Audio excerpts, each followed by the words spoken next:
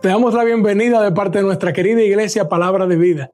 Es nuestra oración que la Palabra de Dios haga su trabajo de transformación y bendición en tu vida. Para más información, consulta nuestra página web. Gracias.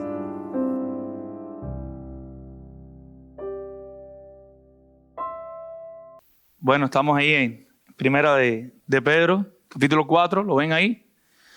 Y os vamos a estar tratando los versículos del 1 al 3, pero en realidad están todos conectados desde el 1 hasta el 6. Así que les pido que vayamos en oración para que Dios nos dé su gracia y nos dé la capacidad de entender claramente su palabra. Y más que entenderla, que el Espíritu Santo obre en nuestras vidas hoy para salir por esa puerta diferente y dispuestos a cumplirla, aún cuando no tenemos las fuerzas en nosotros mismos para hacerlo. Vamos a orar. Padre amado, santo Dios, Rey, eterno, grande eres tú, Señor. Grande es tu nombre, Dios. Tu palabra es bendita, tu palabra es eficaz, tu palabra es verdadera, Señor. Y nosotros queremos obedecerla, pero en ocasiones no tenemos la fuerza. En ocasiones nos falta el deseo. En ocasiones, por nuestra propia rebeldía, no vemos con claridad, Dios. Pero te suplicamos que a través de tu palabra abras nuestros ojos, sacudas nuestro cuerpo, Señor, y nos ayudes a llegar un día a tu presencia, pero no llegar por llegar, sino llegar bien, Dios. Ayúdanos a llegar para tu gloria, intentando vivir cada día para ti, Señor. Quita todo pecado que asedia de nuestra vida, límpianos, pero ayúdanos a hacerlo con una disposición de corazón que lo que busque es tu gloria, que lo que busque es tu bien, que no busque el ser visto, que no busque el ser alabado, sino el ser reconocido por ti como fiel, Dios, porque Cristo murió por nosotros, Señor. Padre, ayúdanos a todos los aquí presentes hoy en esta tarde a llegar un día ante ti, a pararnos frente a ti y que tú nos puedas decir, Señor, buen siervo y fiel, has peleado la batalla para mi gloria, dependiendo de mi fuerza, dependiendo de mis recursos, pero has peleado la batalla como un fiel guerrero, como un fiel soldado. Ayúdanos, Señor, a pelear. Ayúdanos a vivir para ti, Señor. A no quedarnos amedrentados, a no quedarnos sentados delante del pecado, deleitándonos en él, gozándonos en él y sin pensar en ti, Señor. Ayúdanos a saber que cada cosa, aún nuestras oraciones, están dirigidas por tu Espíritu Santo y por lo que Él nos mueva a pedir, Señor. Que cada una de las acciones en santidad que salgan de nosotros sabemos que es gracias a ti, Señor. Pero ayúdanos a no quedarnos quietos, a no quedarnos conformes. Produce una inconformidad santa en contra del pecado, Señor. Padre, habla nuestras vidas, Señor. Habla nuestras vidas, despiértanos, sacúdenos, Señor. Ayúdanos a coger la vida cristiana en serio, Señor. Ayúdanos a coger el pecado en serio. Y ayúdanos a mirar con claridad cuán pecadores somos y a no sentirnos santos, Señor. Confiamos en ti, Dios. Obra, Señor. En el nombre de Jesús. Amén. No sé si han oído hablar de los soldados americanos, estamos en Estados Unidos. Los soldados americanos cuando van a la guerra tienen una triple preparación. Ellos tienen que prepararse físicamente. Esto significa que ellos tienen que hacer carreras, ejercicios difíciles de arrastrarse, de diferentes cosas, donde llevan su cuerpo físico al máximo, a donde ellos ya no dan más, donde ellos se sienten que no pueden más. Muchos en ocasiones terminan desmayados, terminan sin fuerza. Pero los soldados americanos también tienen que prepararse mentalmente para la guerra. Alguien diría que la guerra no comienza el día que es el combate, sino que comienza mucho antes en sus mentes. Desde mucho antes, sobre todo ya los soldados que saben al país que van a ir, que saben dónde es que van a combatir o dónde van a estar allí pendientes, ya empieza una guerra y un combate y todavía no han llegado al combate. Pero ¿dónde comenzó el combate? En sus mentes, porque tienen que prepararse mentalmente para la guerra. Pero también los soldados americanos tienen una preparación espiritual. En Estados Unidos al ejército no le exigen un credo específico, pero sí le exigen a todos los soldados que tienen que creer en algo. Eso suena un poco loco, pero espiritualmente tienen que prepararse. Física, mental y espiritualmente. Pero de una manera similar, no exacta, pasa con el creyente, pasa con nosotros los cristianos. Los cristianos debemos prepararnos físicamente para el sufrimiento, sabiendo que el sufrimiento va a afectarnos, puede llegar en algún momento a afectarnos físicamente, considerando todo lo que es nuestro cuerpo y todo lo que somos nosotros. Pero de alguna manera el cristiano tiene que prepararse mentalmente para el sufrimiento. ¿Qué quiere decir eso? Que nosotros tenemos que saber que estamos sufriendo, pero que nosotros tenemos que saber que vamos a sufrir y tenemos que prepararnos para el sufrimiento. Tal vez ahora usted está llevando una carga de sufrimiento, una cantidad de sufrimiento, 1% de sufrimiento. Debemos prepararnos mentalmente, en nuestra mente, saber que nosotros no merecemos nada y que puede llegar mucho más sufrimiento en cualquier momento que el que estamos soportando ahora mismo. Y por último, el cristiano va diferente, el Señor les reprende a ustedes, del ejército americano que puede creer en cualquier cosa. El cristiano debe creer en Cristo para salvación, debe poner su confianza en Dios, y cuando vaya a la batalla, cuando esté en el combate, él debe saber que el que lo sostiene en ese combate es el Espíritu Santo, es Dios mismo, y cuando él está peleando, él tiene que reconocer que no es por sus propias fuerzas, sino que es Dios quien lo ayuda a pelear, a combatir. Por eso hemos titulado este sermón Preparándonos para la batalla. Preparándonos para la batalla. Y lo que Pedro nos ofrece, el argumento de Pedro aquí es: dado que Cristo padeció por nosotros, preparémonos para vivir para su agrado. Dado que Cristo, el mismo Cristo, padeció por nosotros, ¿qué debemos hacer ahora nosotros? Prepararnos para vivir para el agrado de Dios. Prepararnos para vivir de la manera que a Dios le place que un creyente deba vivir. Dios tiene su norma, su estándar, y nosotros debemos anhelar vivir para la gloria de Dios. No debemos conformarnos con menos. Ahora, la pregunta lógica que siempre surge: bueno, pastor, yo quiero vivir para la gloria de Dios, pero ¿cómo lo hago? ¿Cómo lo hago? Desde el versículo 1, 4:1 hasta el 6, Pedro le explica a sus creyentes qué deben hacer para vivir para la gloria de Dios, qué deben hacer para cumplir con eso que Dios demanda, qué deben hacer para cumplir con eso que Dios quiere que nosotros hagamos para vivir para su agrado. Hoy vamos a estar viendo 3 cosas, y la primera que vamos a compartir, que es nuestro primer punto, es preparándonos para padecer. ¿Usted quiere vivir para el agrado de Dios? Todo comienza en preparándonos para padecer, preparándonos para el sufrimiento.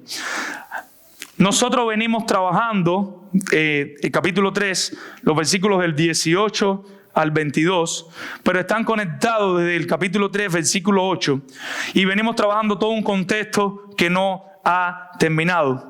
En todo ese contexto hemos visto que Pedro está haciendo un énfasis en que los creyentes glorifiquen a Dios en medio de los padecimientos injustos. Aun cuando ustedes están buscando vivir para la gloria de Dios y así están padeciendo, sigan viviendo para la gloria de Dios. Aun cuando ustedes, tratando de hacer lo bueno, les ha tocado sufrir, no dejen de vivir para la gloria de Dios. Eso es lo que Pedro les ha venido diciendo. Pero hasta aquí, casi que Pedro les ha estado rogando. Casi que Pedro les ha estado suplicando. De alguna manera le está diciendo: por favor, vivan para la gloria de Dios en medio del sufrimiento injusto. No dejen de vivir para la gloria de Dios. Pero ahora, a partir del versículo 1 del capítulo 4, ocurre algo. Y hay un cambio en el tono del pasaje. Hay un cambio. Él viene de suplicar a decirle ahora casi que un mandato. Casi que decirle, como a un soldado: pónganse para las cosas. Pónganse, diríamos en mi país, creo que con los de ustedes también, pónganse en los pantalones. Apriétense en los cinturones, porque vamos a padecer y tenemos que hacerlo para la gloria de Dios. El tono cambia completamente, es lo que les quiero decir. Él quiere que entiendan que esto no es un juego. La vida cristiana no es un juego, mi hermano. El pecado para Dios no es un juego. Entonces debemos prepararnos para vivir para la gloria de Dios, por hacerlo de una manera que agrade a Dios mismo. Nosotros comenzamos el versículo 4 con la frase puesto que, y esa frase está conectando con la idea anterior. Cristo ha padecido por nosotros en la carne, versículo del 18 al 22, capítulo 3, ¿lo ven ahí?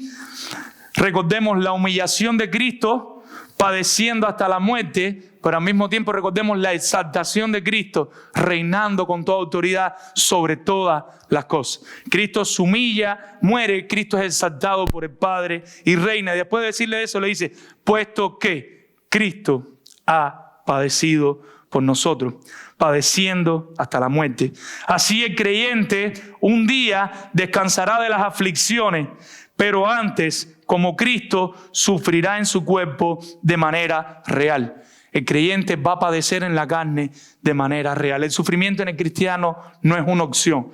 No es que el Señor se para delante de usted y le dice, ¿tú quieres padecer? No, bueno, no, tú no vas a padecer. ¿Tú quieres padecer un poquito, Señor? No, ¿tú quieres padecer? No, yo sí quiero. No se trata de eso. Sí o sí, de alguna manera, vamos a padecer. ¿Y qué quiere Pedro?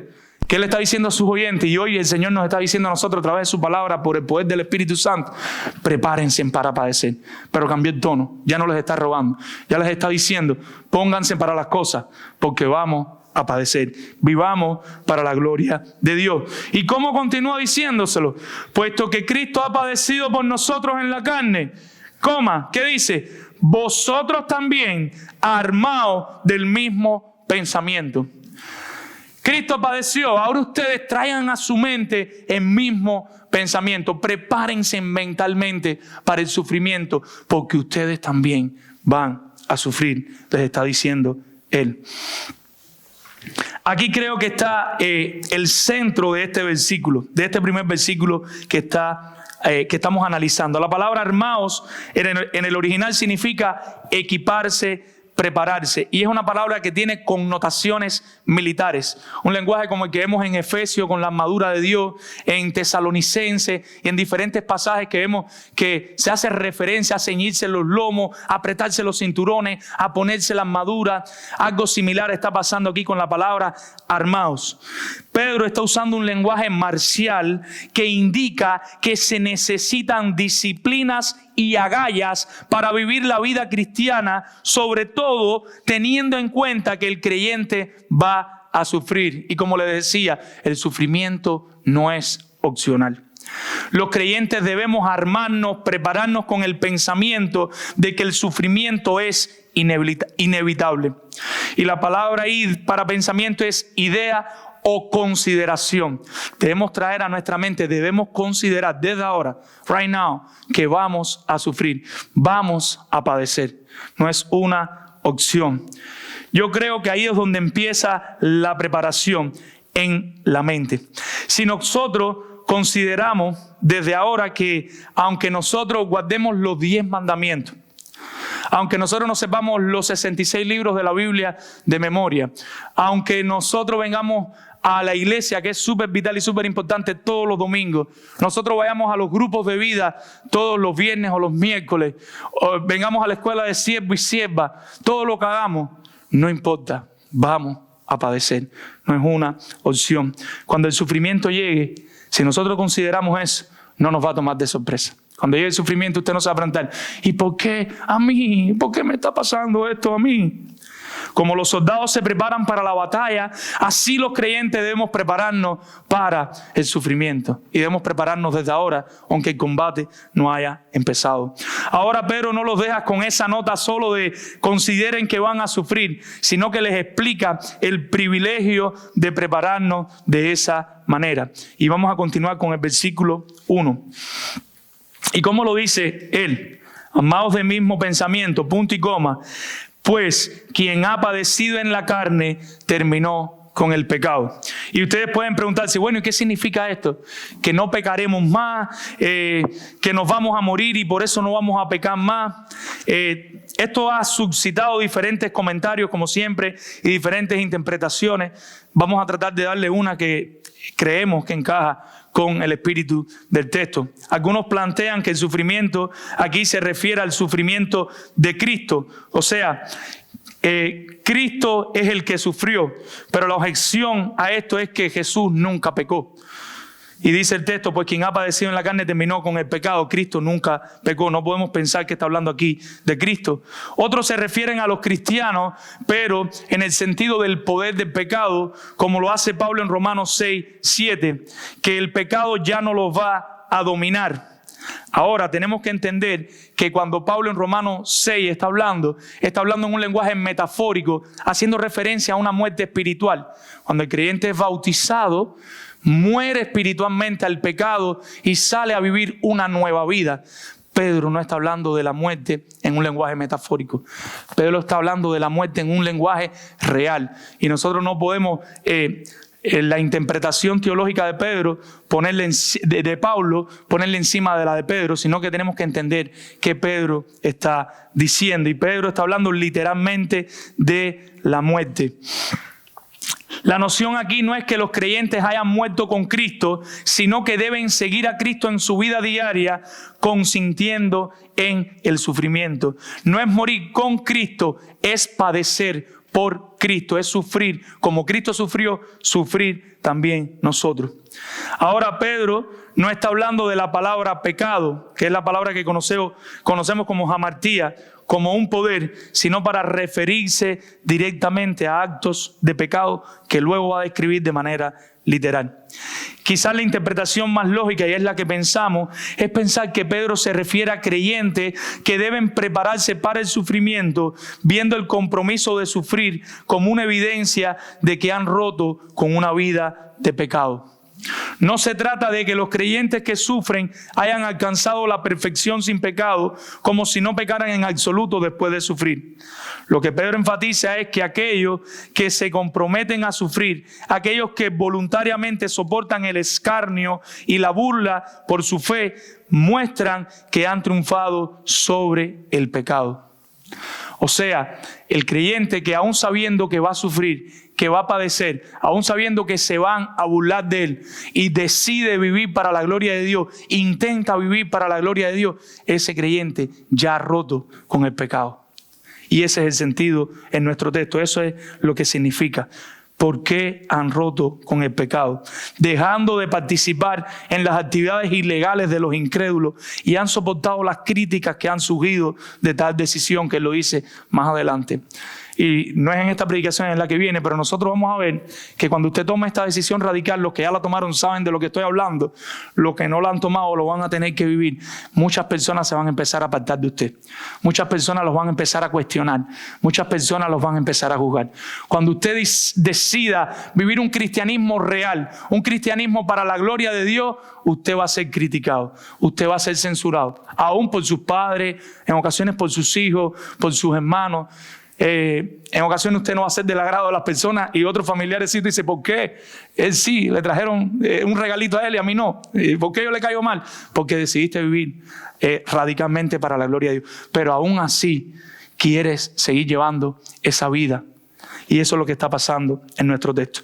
Hay una ilustración que nos puede ayudar en 2 de Crónicas 36, del 11 al 16. Se nos narra que en días del rey Sedequías había una gran maldad en la tierra. 2 de Crónicas 36, del 11 al 16. Y el pueblo le dio la espalda a Dios. ¿Qué fue lo que hizo Dios en ese entonces? Dios empezó a enviar constantemente a ellos mensajeros a que le dijeran que estaban viviendo de espalda a Dios. ¿Sabe qué le hicieron a esos mensajeros? Los menospreciaron y se burlaron de ellos. Constantemente no le hicieron caso al anuncio de los mensajeros. ¿Sabe qué hicieron los mensajeros? Seguir glorificando el nombre de Dios y seguir anunciando que estaban viviendo en pecado. Cristo sabía que tenía que sufrir y siempre estuvo preparado para el sufrimiento. Nosotros a veces nos puede quedar duda porque vienen unos días buenos y uno dice, ¡ay, se acabó el sufrimiento por un tiempo! Pero Cristo no. Cristo estaba padeciendo, lo vimos en una de las predicaciones anteriores, pero Él sabía que iba a seguir padeciendo y que iba a padecer hasta la muerte. Cristo lo sabía. Así que el mejor ejemplo, la mejor conexión es Cristo mismo. Hermanos, como un buen soldado, preparémonos para el sufrimiento. Déjame cambiar el tono porque lo hice mal. Hermano, como un buen soldado, preparémonos para el sufrimiento. Ese es el tono. Yo no les estoy robando ahora. Yo les estoy diciendo, prepárense para el sufrimiento porque vamos a sufrir. Y tenemos que estar listos como un soldado porque el sufrimiento va a llegar. Ese es el tono correcto. Si en estos días las vacas están gordas, ¿saben lo que significa eso? Estos días las cositas están bien.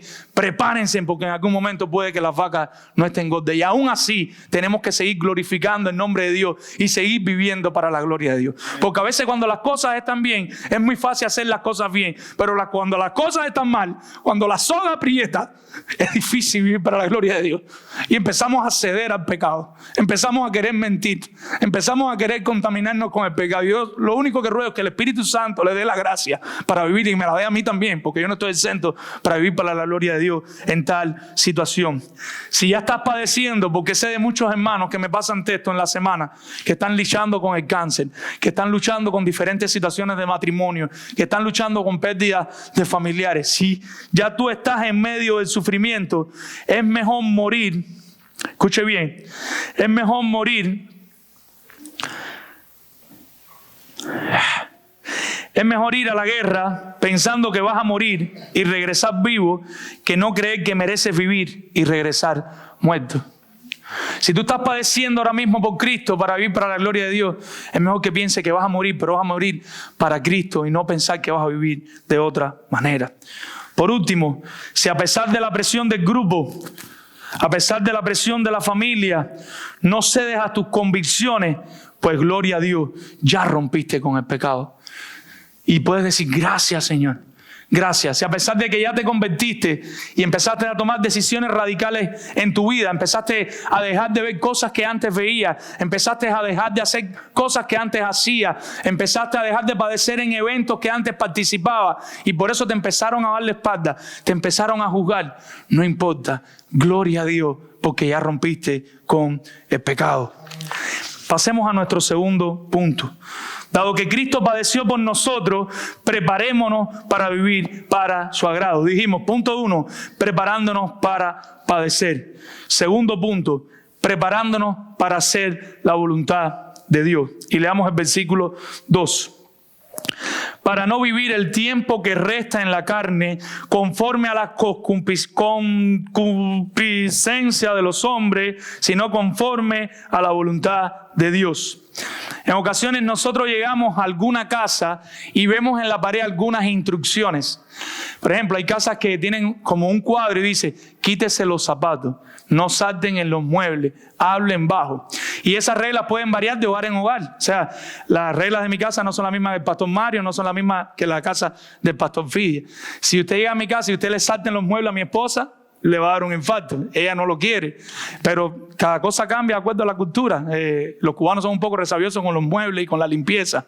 Lo que quiero decir es que cada uno tiene sus reglas y eso está bien porque son las normas y las reglas de su hogar. Y las personas que llegan deben someterse a esas reglas y esas normas que hay en cada hogar. Ahora, ¿qué es lo que está pasando aquí?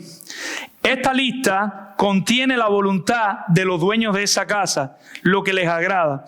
Asimismo ocurre con la palabra de Dios. En ella encontramos una lista clara, explícita de las cosas que a Dios le agradan y de las cosas que le desagradan. En la Biblia está todo lo que a Dios le agrada y está todo lo que a Dios le desagrada. Y no podemos hacer nada con esa lista porque esa lista está ahí. ¿Qué es lo que podemos hacer? Intentar obedecerla, intentar traer gloria a Dios mientras la obedecemos.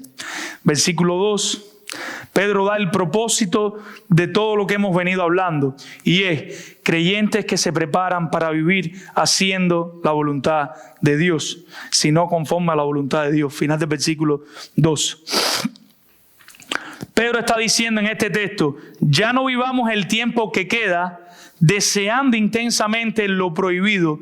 Contrariamente, vivamos de acuerdo a lo que a Dios le agrada.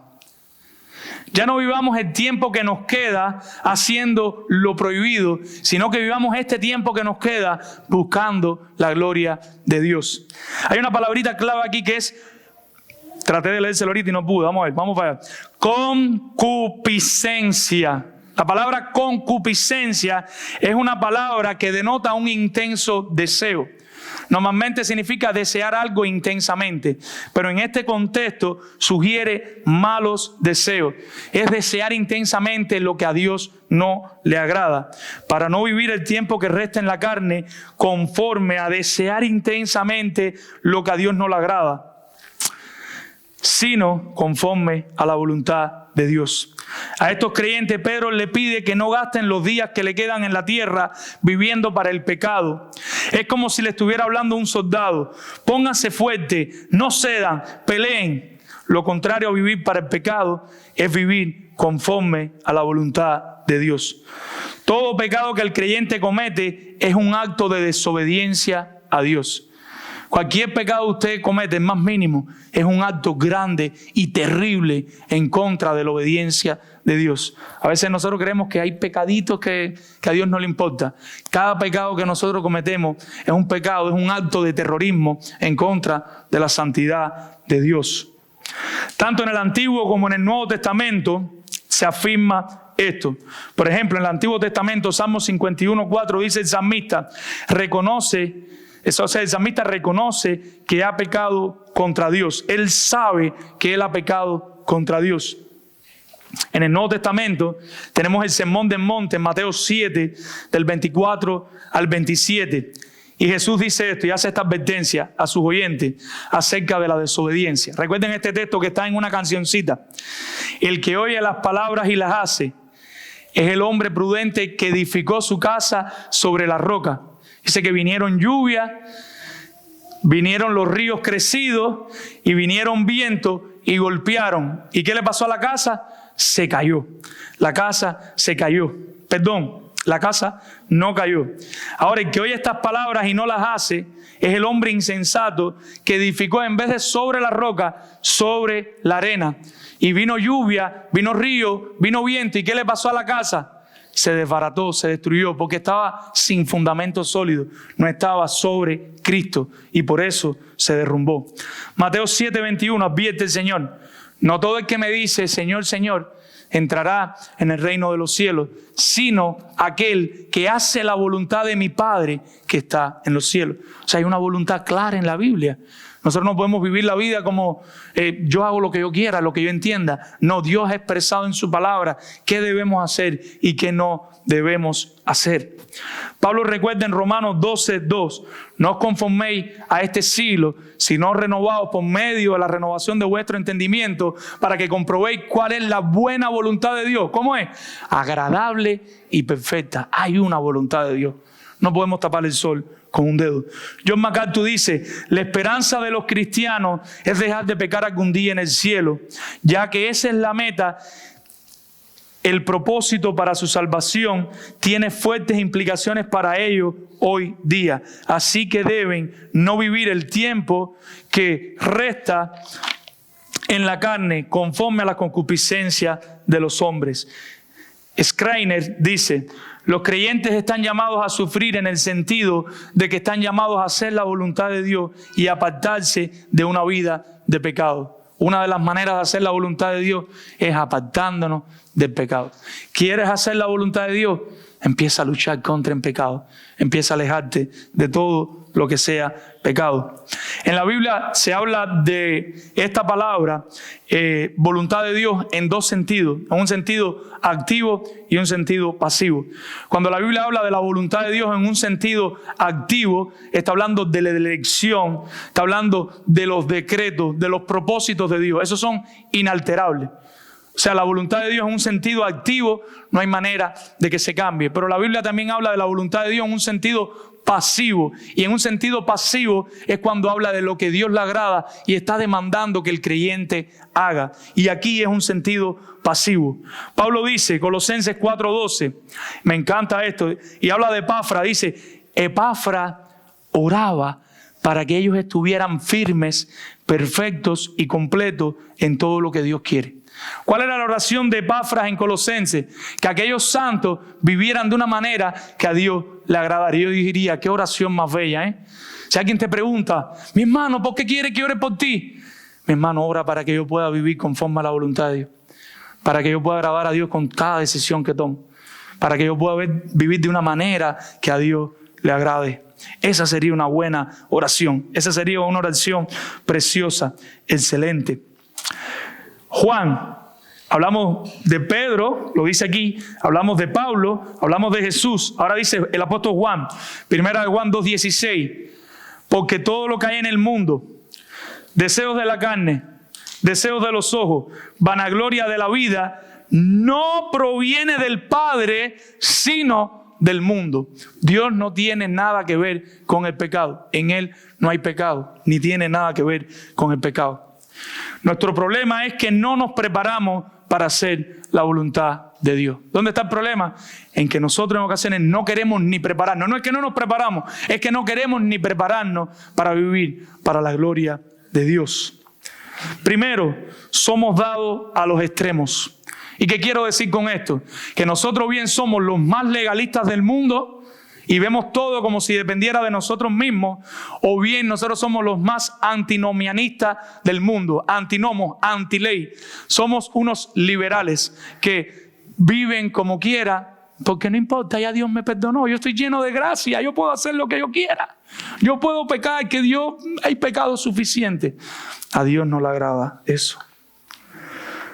Pregunta, entonces, ¿cómo puedo conocer más la voluntad de Dios? Y me van a escuchar en muchas predicaciones diciendo esto, y no me voy a cansar de decirlo, hasta que ustedes me voten de aquí de la iglesia. ¿Cómo conocer la voluntad de Dios, mi hermano? Y esto es lo que siempre les voy a decir. Lea la Biblia, busque la manera de pasar tiempo con Dios. Tiene que pasar tiempo con Dios. Si usted no pasa tiempo con Dios, no va a conocer más a Dios. Lea la Biblia, pase tiempo con Dios. Venga los domingos a la iglesia. No deje de faltar a la iglesia por cualquier tontería.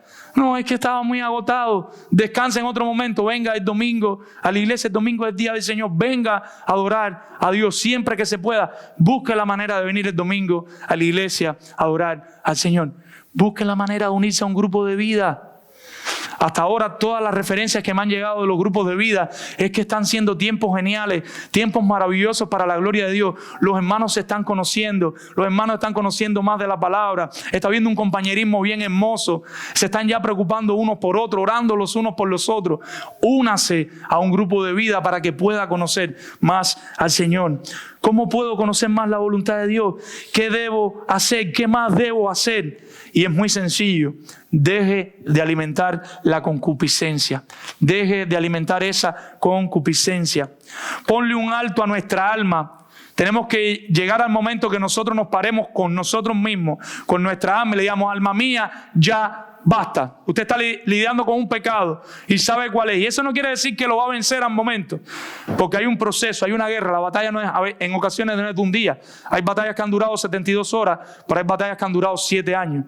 Pero el día que usted decida batallar, ya está ganando la batalla. Ya ahí comenzó la batalla. Entonces usted le debe hablar a su alma y decirle bien fuerte, como a un soldado, alma mía, ya basta. Esto es una cosa abominable delante de los ojos de mi Dios. Yo no quiero seguir haciendo este pecado, porque nosotros conocemos bien cuáles son nuestros pecados y tiene que haber una disposición del corazón de luchar contra ese pecado. Y ahí empieza la batalla. Yo suplico tu asistencia, Señor. Ayúdame con tu Espíritu Santo. Envía a otros hombres, a otras mujeres que me puedan ayudar. Busque ayuda, pero no siga alimentando la concupiscencia. Amados hermanos, aunque estemos sufriendo, no cedamos al pecado. Hagamos la voluntad de Dios, que es agradable y perfecta. Busquemos agradarle en todo. Y pasamos a nuestro tercer punto. Y hemos dicho, nuestro argumento, dado que Cristo padeció por nosotros, preparémonos para vivir para su agrado. Y dijimos, ¿cómo podemos vivir para el agrado de Dios? Primero, preparándonos para padecer. Segundo, preparándonos para hacer la voluntad de Dios. Y tercer y último punto, y Dios quiera que este punto les quede claro y que podamos ser bien claros con la ayuda y la asistencia de Dios, para que usted salga por esa puerta hoy dispuesto a seguir batallando. Pero no solo dispuesto, animado, convencido, que no salga como con medias tintas, sí, pero es que todavía me gusta un poco. Mi deseo es que el Espíritu Santo obre ahora de una manera sobrenatural sobre su corazón y usted salga por ahí asqueado de su pecado, abominando su pecado y dispuesto a vivir para la gloria de Dios.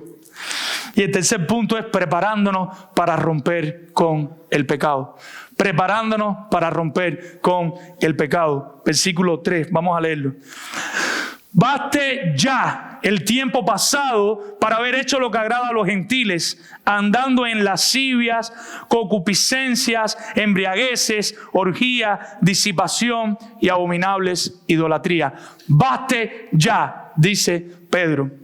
Las rupturas siempre son dolorosas. Cuando tienes que separarte de alguien con el que has pasado mucho tiempo, has compartido muchos momentos, te duele, es difícil, puede hasta causarte dolor. Hay rupturas que a Dios no le agradan, que Dios no la aprueba. Dios no aprueba el divorcio, Dios está en contra de esa ruptura. Dios no aprueba que una persona se separe de su iglesia local y decida dejar de congregarse. Hay rupturas que Dios no considera, que para Él no son de su agrado.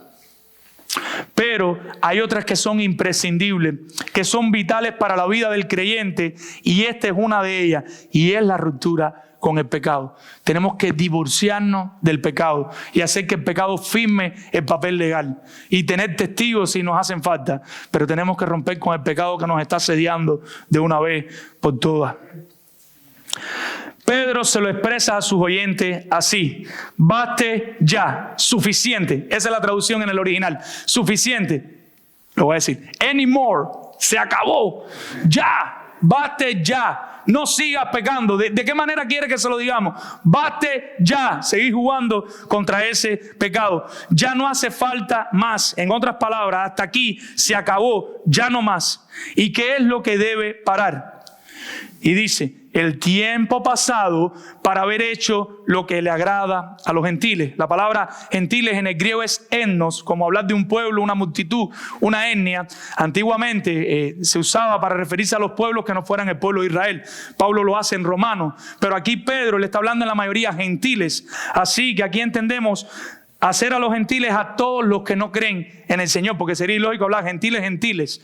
O sea, lo que le repito en otras palabras, Pedro está diciendo: basta ya el tiempo pasado para haber hecho lo que agrada a los que no son el pueblo de Dios, a los que no han creído en Cristo, a los que no son creyentes, a los que no tienen el Espíritu Santo. Basta ya, nosotros tenemos que agradar a Dios y solo a Dios. Pero ¿qué va a pensar mi papá de mí? ¿Qué va a pensar mi mamá? A mí me tiene que interesar más lo que piense Dios que lo que piense cualquier persona. ¿Qué van a pensar mis amiguitos del aula? Ahora no me van a querer, ahora no se van a acercar a mí. No me interesa, porque yo quiero agradar a Dios por encima de todas las cosas. Yo quiero hacer su voluntad por encima de todas las cosas. Si van a pensar de mí porque quiero glorificar a Dios, que piensen mal, que piensen lo que quieran pensar. Yo quiero glorificar a Dios. Esa debe ser una decisión que salga del corazón, no una decisión forzada. Entonces, mis amados hermanos, Pedro les dice, incluyéndose él, suficiente. Pues el tiempo que estuvimos haciendo lo que le agrada a los que no son el pueblo de Dios, a los incrédulos, a los que no aman a Dios, suficiente. Mis hermanos, ya no hay lugar para ningún tipo de coqueteo con el estilo de vida que llevábamos antes. Eso es muy peligroso. Si usted es un recién convertido, usted sabe lo que estaba haciendo hasta hace poco. Es muy peligroso que sigas llevando ese estilo de vida. Tal vez son cosas sutiles, pero analicemos hasta dónde nos pueden hacer caer, hasta dónde nos pueden hacer fallarle a nuestro Dios. Y a su paso, váyase separando de esas cosas. Vaya alejando de eso que lo va a llevar a hacer algo que a Dios no trae gloria ni honra. Por favor, es mi oración y le ruego, divorciémonos del pecado. Ahora Pedro va a mencionar una lista de pecados que es muy repetitiva en el Nuevo Testamento. O sea, estos pecados que él va a mencionar ahora no son nuevos. Él los ha venido mencionando. Pero aún así estos pecados no significan todos los pecados del mundo y todos los pecados que hay. Él está haciendo una referencia intencional y continua sobre una lista de pecados que, si nosotros la abordamos bien y correctamente, pueden abarcar todos los pecados del mundo y todos los pecados que existen. Él quiere presentar esto, y de hecho lo hace de una manera que el significado de cada palabra de esta que él está dando puede llevarnos a entender cómo, de una manera radical, de una vez por todas, en la dependencia de Dios y por el poder de Dios, nosotros podemos romper con el pecado. Ojo, recuerden 1 Juan 2, que no significa que no vayamos a pecar de nuevo. Y voy a llegar ahí, pero no quiero que lleguen ahí. Quiero que se queden odiando el pecado ahora mismo. No quiero hablarles de esa parte en este momento. Pedro no quiere dejar lugar a la imaginación. La va a tratar por nombre. Un grupo de pecados. Escuche bien. Un grupo de pecados.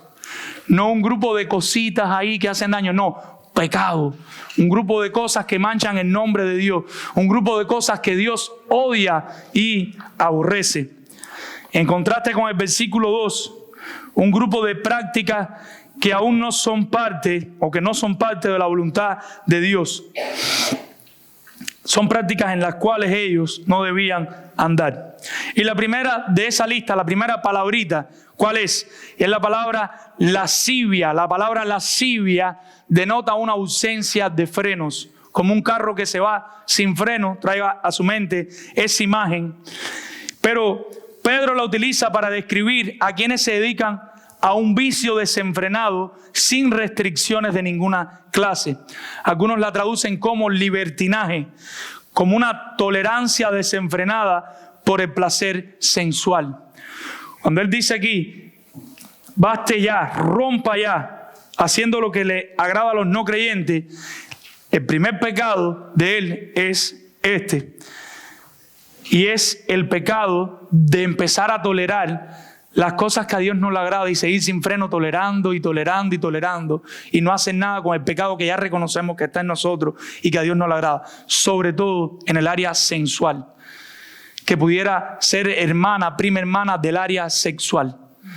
En ese sentido, nosotros tenemos que poner un freno cuando veamos que eso está pasando. Eso sería romper con la lascivia. No podemos detenernos en cada pecado porque nos llevaría toda la tarde. Después habla de concupiscencia y es el intenso deseo, especialmente por lo prohibido. Es un deseo que empieza ahí a entrar en nosotros de manera intensa y profunda de hacer lo que sabemos que a Dios no le agrada. Es como cuando a un niño tú le dices, no cojas eso, y darle espalda, ¿y qué hace el niño? Coger eso. Así nos pasa a nosotros.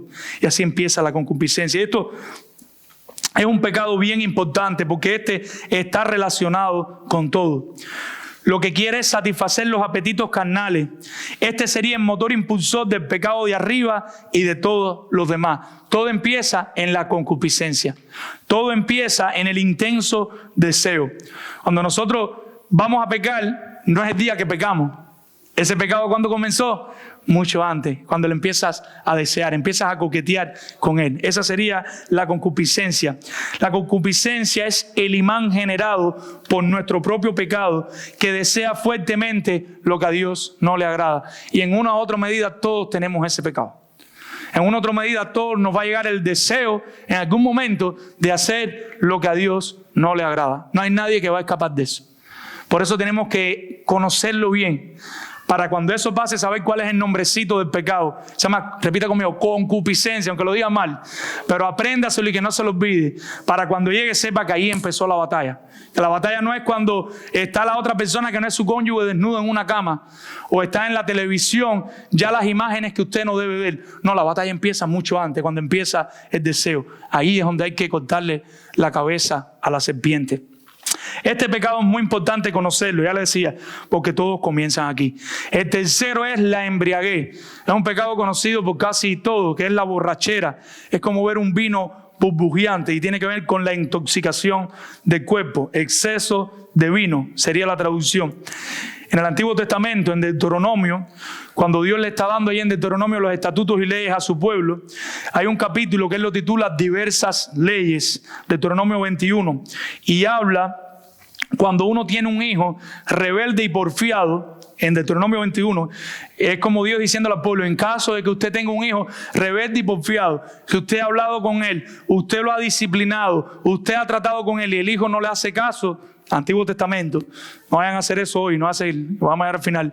¿Y qué fue lo que pasó? Tenían que llevarlo a los ancianos del pueblo, los ancianos del pueblo examinaban el caso, se exponía públicamente y lo apedreaban hasta la muerte.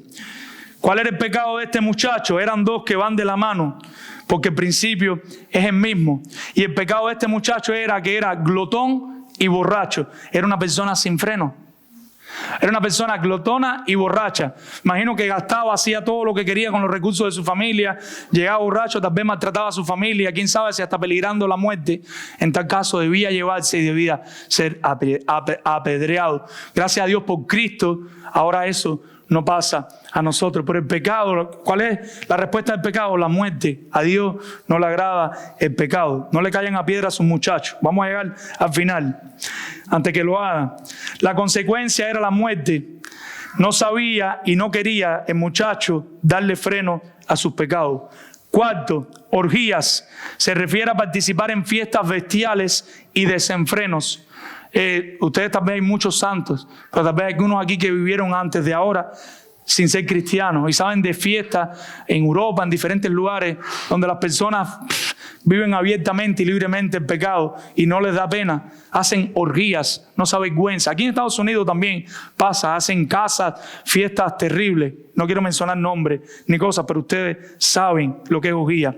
En el griego de la época describía una pandilla de borrachos que cantan a todo pulmón y se tambaleaban por las calles ocasionando disturbios públicos. Y esto lo hemos visto sobre todo, yo aquí en Estados Unidos no lo he visto mucho, tal vez en el downtown o algo así, un lugar céntrico, pero en nuestros países se veían mucho los borrachos que salían de noche y empezaban a cantar y a gritar y no le importaba el vecino al lado que estuviera durmiendo, no le interesaba eso. Él se está refiriendo a eso aquí. Y yo quiero hacer una pausa, mi hermano, porque cuando yo escucho esto, no sé tú, pero yo le doy gracias a Dios porque me salvó. Si Dios no me salva, yo fuera ese borracho. Pero yo no quiero que ustedes escuchen esto con desdén y pensando, ¡ay, esos viles pecadores! No, esos viles pecadores éramos tú y yo. Éramos tú y yo. Si no fuera por Cristo, nosotros estuviéramos haciendo eso ahora mismo. Si Cristo no va y nos rescata y nos saca de ahí, nosotros estuviéramos ahí. Pero nosotros tenemos que saber lo que no le agrada para no seguir haciéndolo. Y nosotros tenemos que saber lo que no le agrada para ahora ir a ese perdido a predicarle el evangelio para que se arrepienta y cree en Cristo como único y suficiente Salvador. Quinto, disipación. Hacer fiesta con el único fin de emborracharse. Yo no sé usted, pero mi papá hacía esa fiesta. Ahora mi papá, el video por YouTube es un problema, pero él sabe que yo le digo la verdad. Mi papá y mi tío todas las semanas se reunían los sábados por la tarde. Ya no lo pueden hacer, pues ya la economía está mala. Y se reunían, pero con el único fin de empezar a tomar hasta que estuvieran ebrios, hasta que ya sus sentidos no dieran más. Y si tú ibas a compartir un rato con ellos, siempre hacían los mismos cuentos. Ya decía, ya que viene. Yo terminaba los cuentos que ellos hacían, los terminaba. Y en muchas ocasiones yo participaba con ellos de esas actividades. Por eso lo digo, y oro porque mi padre se salve y porque mi padre cree en Cristo. Y tal vez esta es la realidad de muchos de sus padres o de sus hijos. Oren por ellos, porque para Dios no hay nada imposible. Sexto, abominables idolatrías. Abominables significa prohibidos. Idolatrías es adoración a imagen o ídolo. O sea, cuando tú tienes una imagen, un ídolo, haces de cualquier cosa un ídolo y tú lo adoras, él está por encima de Dios, se convierte en tu ídolo. Pero aquí esta palabra ídolo no se limita solamente a una imagen como en la Iglesia Católica, va más allá. Y ahí quiero que lleguemos. El pecado va más allá que el simple ídolo. Hay muchas cosas que pueden ser un ídolo para nosotros. Primero los Corintios 10:14 nos invita a huir de la idolatría. ¿La idolatría a Dios le agrada? No. Colosenses 3:5 pone la avaricia como idolatría. Y la avaricia no es un objeto visible. ¿Por qué? Porque la avaricia es un pecado del corazón. Y aquí quiero que traigamos a la mente los pecados del corazón.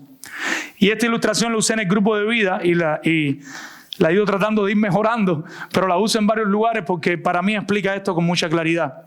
Cuando usted se convierte a Cristo, imagínese que su casa es un completo reguero. Está llena de suciedad. La sala, los cuartos, el baño, la cocina. Y está todo sucio. Usted cree en Cristo y se arrepiente, Dios lo salva, el Espíritu Santo llega a su vida y empieza un trabajo de limpieza. Y vamos a decir que el Señor limpia la sala de su casa, pero todavía están los cuartos, el baño y la cocina sucios. Y el Señor llega y limpia los cuartos, pero todavía está la cocina y el baño. Y el Señor llega y limpia el baño y la cocina. Y usted dice, ahora sí estoy limpio. Pero si de repente vamos al cuarto y levantamos el colchón, ¿cuánta suciedad no hay abajo? Vamos a decir que esos son los pecados del corazón. Llega un momento que nosotros empezamos a lidiar con algunos pecados, pero de pronto cuando empezamos a conocer los pecados del corazón, nos empezamos a dar cuenta que la lucha sigue, el combate sigue. Y tenemos que seguir intentando glorificar a Dios a pesar del sufrimiento, porque Cristo padeció por nosotros. Y limpiaste abajo del colchón y estás bien contento. Limpiaste todo, pero de pronto corriste el frío. ¿Ustedes alguna vez han corrido el frío de su lugar? Yo lo he hecho, el frío o el horno. Si no lo han hecho, les invito a que... y se van a llegar a una gran sorpresa. Y cuando corres eso, aparecen más cosas.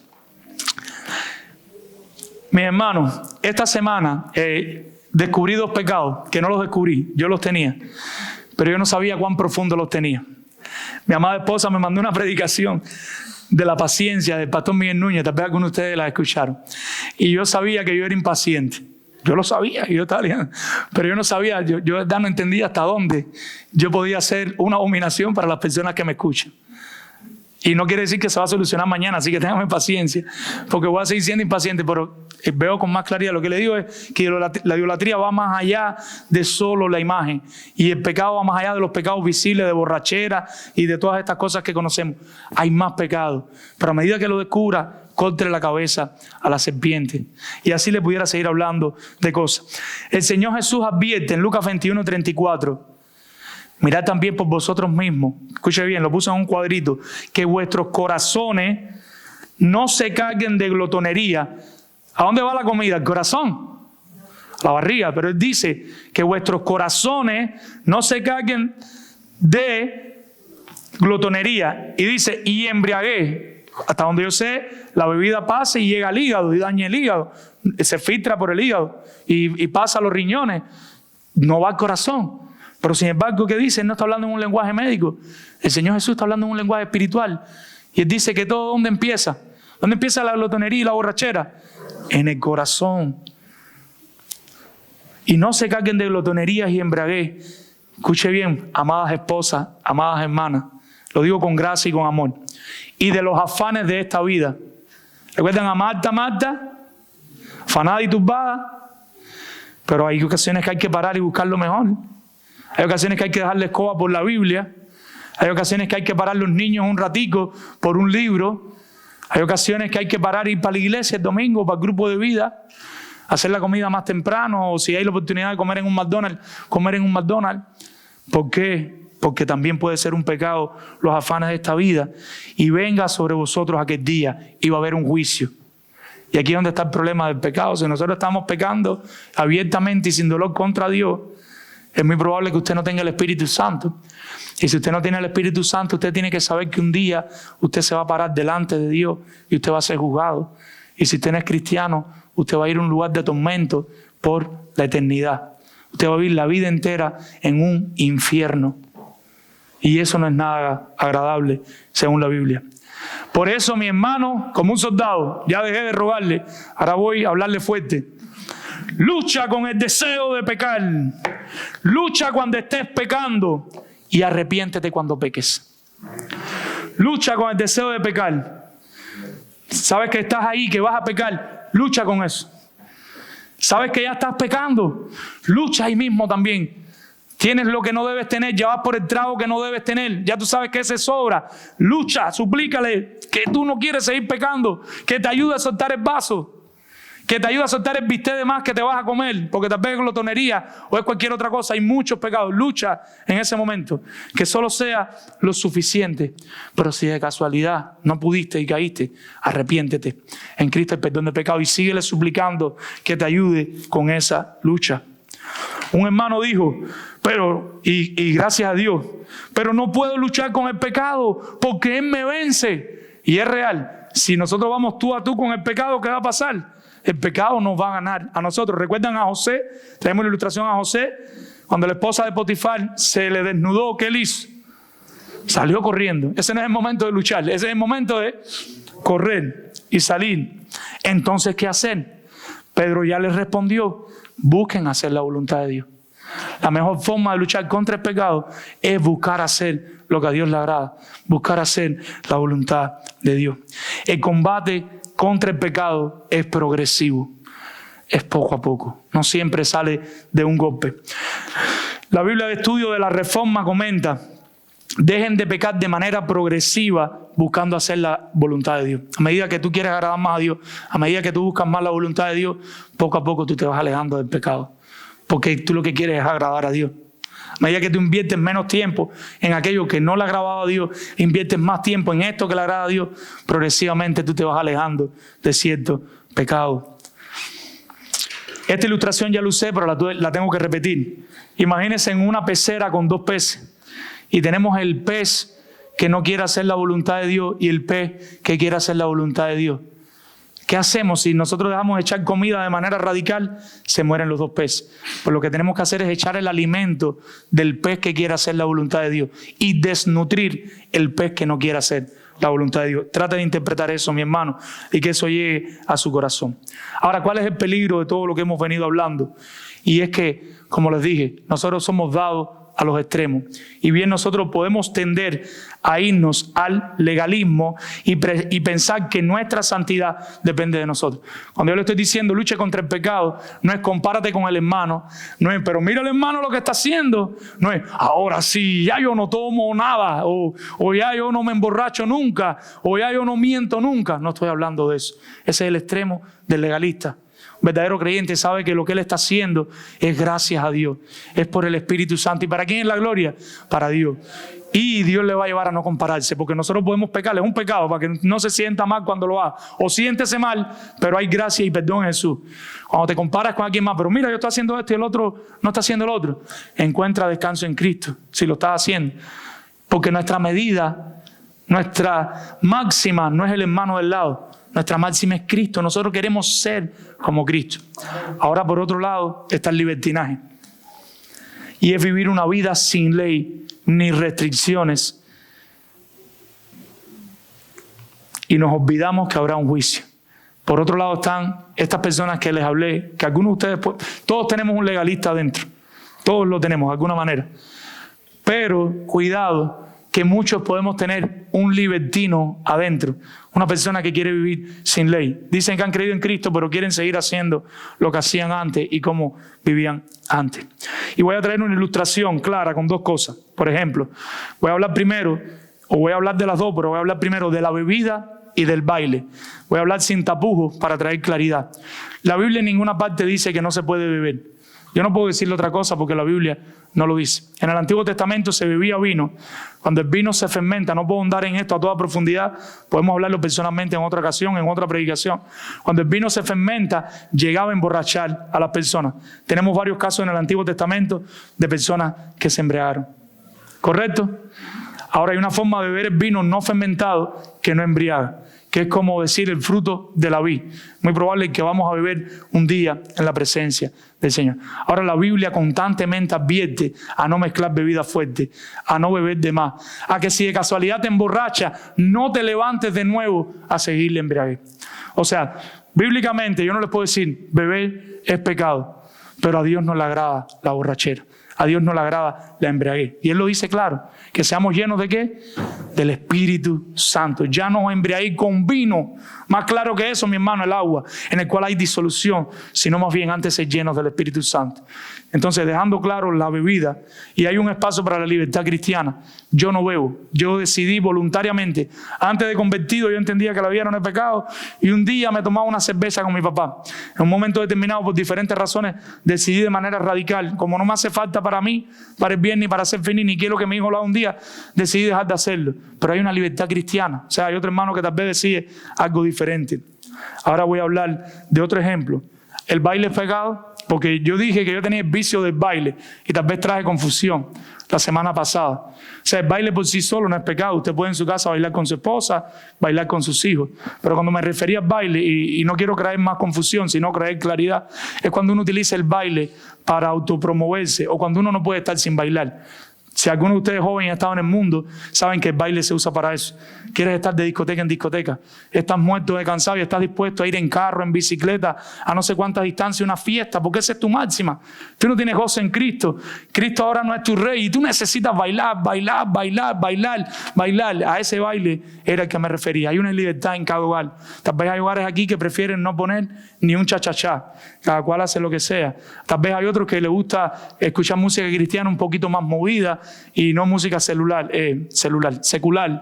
Lo que estoy diciendo, el baile por sí mismo no es pecado, la bebida por sí mismo no es pecado.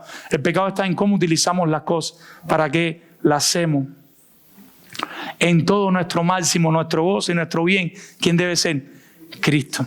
En el momento que el baile sustituye a Cristo, el baile es pecado.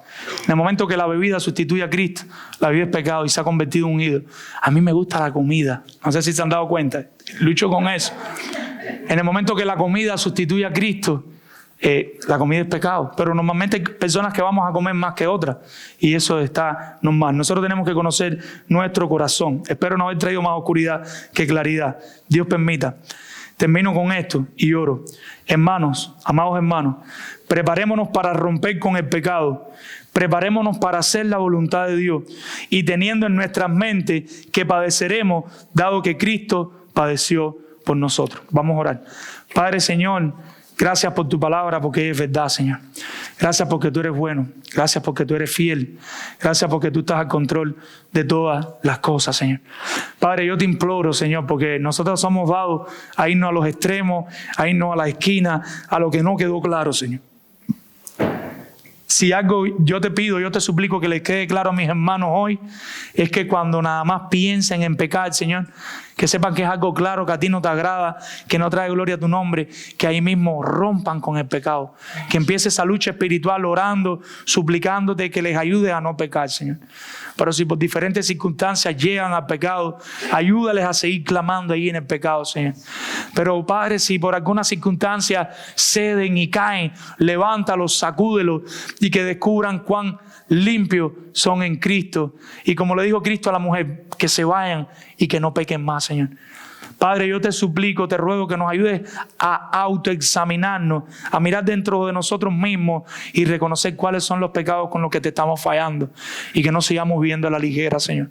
Y a medida que conocemos esos pecados, que los ataquemos bien fuerte con tu palabra y buscando hacer tu voluntad, buscando parecernos más a ti, buscando ser más como tú, Señor. Y de esa manera tú vas limpiando nuestras vidas, Señor. Padre, el sufrimiento no es una opción. Ayúdanos a traer a nuestra mente que vamos a padecer. Ayúdanos a traer a nuestra mente que se van a burlar de nosotros, que nos van a rechazar. Pero Padre, aún así, ayúdanos a seguirte, Señor. Ayúdanos a serte fiel. Cámbianos y haznos otra vez. Ayúdanos a serte fiel, Señor. Confiamos en ti para esta obra y esperamos en ti, Señor. En el nombre de Jesús. Amén. El Señor les bendiga.